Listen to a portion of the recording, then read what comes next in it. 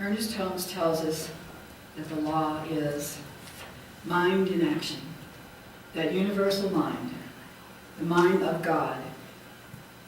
The law is God in action. It is the creative medium of spirit, and it is the great mental law of the universe. This is our Trinity: spirit, soul, and body. And the law is the soul. It is the part, the aspect of God that creates. God speaks or thinks, and the law takes that thought and creates what the thought was. Just as an artist takes a canvas and paints and makes a picture, or a woman or a man takes a piece of cloth and creates a piece of wearing, something to wear out of it. That is the creative medium. The thought was the decision to make a dress or a suit, and the sewing machine and the material are the creative medium. That is what the law is. It is the creative medium that we use to create what it is that we want. And we create it with our words. We create it with our thoughts. In fact, it's scary to you, and it is to some of us because of the thoughts that we have. We have 50,000 or more thoughts every day. Most of those thoughts are redundant because they're the same thoughts we had yesterday. All you have to do is refocus. Stop focusing on the thoughts that you don't want to have and change them. You can. So many people say, well, I can't change my thoughts. I can't change what I'm thinking. Well, let me tell you, yes, you can. But it isn't easy because we are programmed to think we can't change our thoughts. Well, this is just the way I am. I've heard that from so many people, especially older people, when they get into their 80s or their 90s, or sometimes even in their 40s. And you get into your 40s and you think, this is the way I am and I'm never going to change. Well, you won't if you don't want to. But if you want to be better tomorrow than you are today, and if you're wanting to grow, then you will want to be better tomorrow than you are today. I don't care how perfect you are today. We're perfect, just the way we are. We all are perfect. We were born perfect. But somewhere along the line, we forgot it. But I was fortunate. I found science of mind. And I learned that wasn't the truth of who I am. I learned the truth of that I am a beautiful, perfect person just the way I am, warts and all. It doesn't matter what I look like, because I'm beautiful and perfect, because I am God in expression. God has been born through me. You know, they talk about being born again. Well, let me tell you what, we're born again when we remember who we are. That's why we play this song. I'm here to remind you. That's all I'm here for, folks. I'm here to remind you of your magnificence. And you are a magnificent being. And when you learn that truth, then you learn the first important thing, that you and God are one. And when you learn that you and God are one, then you learn how to use it. But this is how we use the law. We let all of these thoughts that go through us, go through our minds. And those thoughts are creating the life we have, whether we realize it or not. If you want to know what's wrong with your life, start thinking about what you're thinking about. If you want to know what's good in your life, start thinking about what you're thinking about. And you will see. And whatever you're thinking about today is going to determine what your life is like tomorrow. You want a better tomorrow? Make your thoughts today sweet. If you want a better tomorrow, watch what you're thinking. And if you don't like what you're thinking, change those thoughts. Change the thoughts. Change them for being angry at someone, to realizing that person is an extension of you. And the reason that person is an extension of you is that person is also God in the flesh. And if you're treating that person that you're angry with as God in the flesh, the anger is going to dissolve away. Ernest Holmes says, the word you speak today governs your life tomorrow. The law responds to our words and our thoughts. And our thoughts and our words create feelings within us. If you don't understand that, just think about how you feel when you're angry with someone or when you're fearful. Think about it and watch your body. You get all tense. And then think of the word love, peace, joy, and let those words wash over you. And watch your body. How does your body feel? It's looser. You feel good. The law responds to those feelings, and the reason is this. Your feelings create a belief. All the beliefs that you have about anything is created by a feeling that you had that has built up in your mind till you begin to think that's the truth. And it is those beliefs that the law responds to. And when you change your beliefs, you'll change your life. Like, you know, the cells in your bodies react to your beliefs.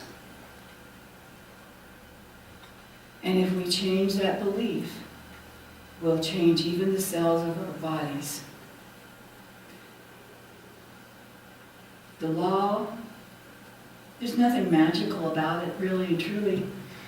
It's called cause and effect. Here's the cause, here's the effect. Here's the cause, and here's what happens.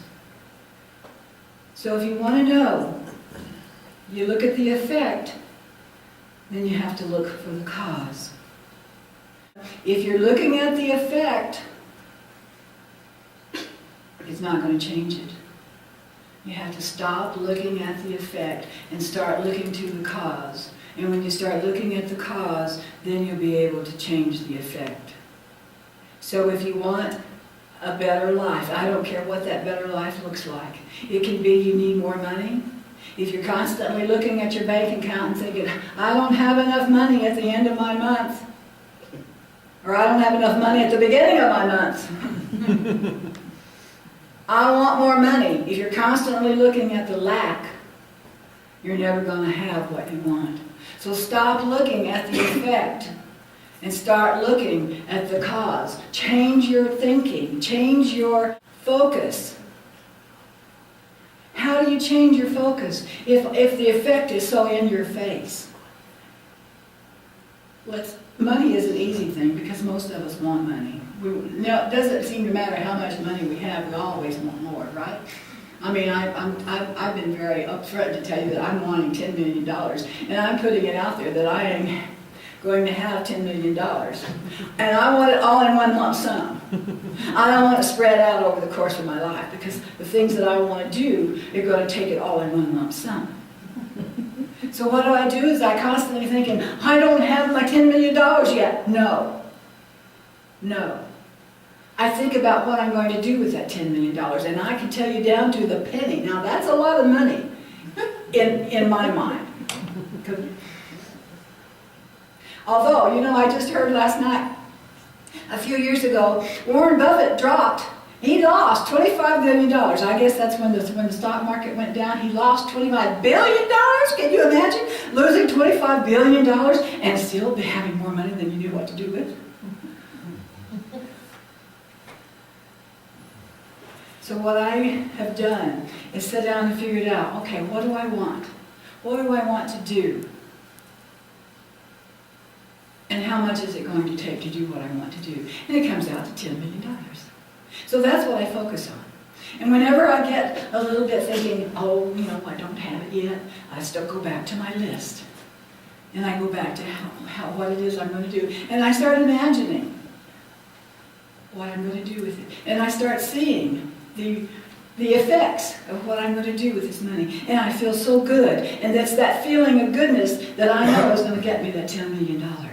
And so I just keep going back to what it is I want. This is called training your mind. You train your mind Because when you think, oh, I can't change my thinking, yes, you can. But it takes training your mind. And most of us let our minds run us. It's just like, how many of it in here do not like chocolate? Everybody likes chocolate. And we all think that if we have a piece of chocolate cake, oh my goodness, we can't do that because there's so many calories in it. And there's so much of this and there's so much of that, so we just cannot have that piece of chocolate cake. You know what? You can have that piece of chocolate cake if you change your thinking about it. If you start thinking, well, that chocolate cake is good for me.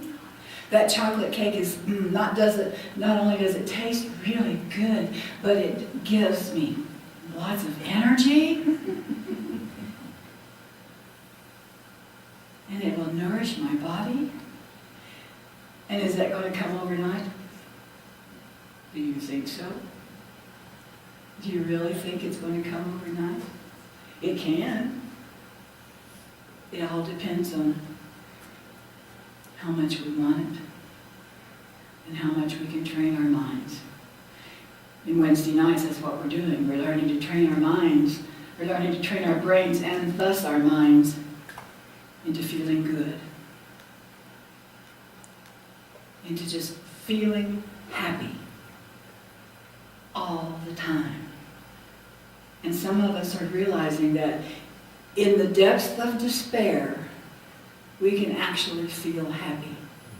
Even when we're tired, we can feel happy. So what we're learning is that feeling happy is a choice. And that's how we train our minds. We train our minds by realizing that we can if we choose to. This is how you use the law. But we can use it consciously. Most of us use it unconsciously. Every thought we think, the law responds to. And when we're looking at things in our lives we don't like, we're using it negatively. So if you want to have your life change, begin to be conscious of your thoughts. Begin to realize that every thought you think is going to have a consequence, one way or the other. So start thinking, watching how you're using what you're thinking and what you're saying. Start watching your words. This is how you begin to use the law consciously. You train your mind. Just as an Olympic athlete trains his body. But you know, even Olympic athletes first train their minds. Because it is the focus that they put on what it is they want, which is that gold medal. It is the focus on the goal that gets them through their training, and then they train their bodies. We believe in a life of infinite possibilities. Become conscious. That means to become aware of the words and the feelings that you're having. Then become aware of your hidden beliefs. Don't just take everything that you believe for granted. Start thinking about it. Do I really believe this? And if I do, why do I? Or if there's something going on, you then ask yourself, is there a hidden belief that's causing this? And when you have uncovered your hidden beliefs, then work to change them. Start changing them. Do the work. Do the inner work. Go to that inner guide and ask. Ask, what is it that I need to do to change this belief? As you begin to make these changes in your lives, you will begin to see your life is changing forever and for the better. How do you become aware? And how do you begin to change? Watch how you think. Watch what you're saying. Look for your hidden beliefs and then act on it.